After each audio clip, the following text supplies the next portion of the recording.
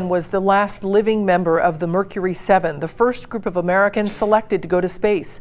Before that, he was a kid from Ohio. And for those who continue space education in our area, Glenn was an inspirational hero.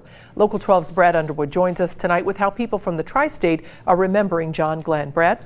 Well, hi, Cammie. Glenn was an aviator, an engineer, an astronaut, a professor, and a United States Senator. Passing away at age 95, Glenn lived a full life, and he was an inspiration to many who continue space education. Inside the Cincinnati Observatory, astronomer Dean Regas recalls an 8th grade report he did on John Glenn. Growing up in Columbus, Regas was exposed to Glenn more than most. Out of all the astronauts, he was always my favorite. First American to go around the Earth, and then to be going back out in space again as one of the oldest astronauts. It's just, man, what a life. Regas says his parents always talked about Glenn as a politician that could do no wrong. But it was where Glenn came from, Ohio, that made him special to Regas.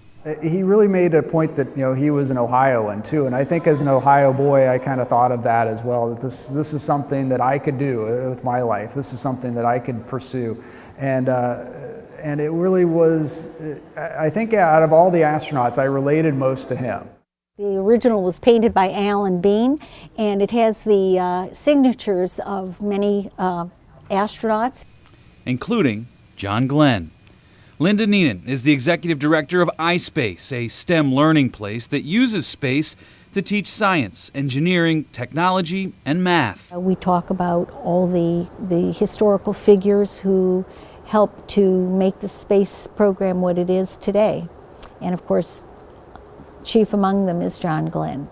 Glenn's name is mentioned several times a week during various programs. Neenan says his death, the last surviving member of the Mercury 7, is one that hurts. This afternoon, one of our staff members came in and said John Glenn had died, and it was tough for all of us. He's just such an incredible human being. Certainly was. Glenn was also highly decorated with more than 15 awards, as mentioned most recently, the Presidential Medal of Freedom in 2012. Cammie?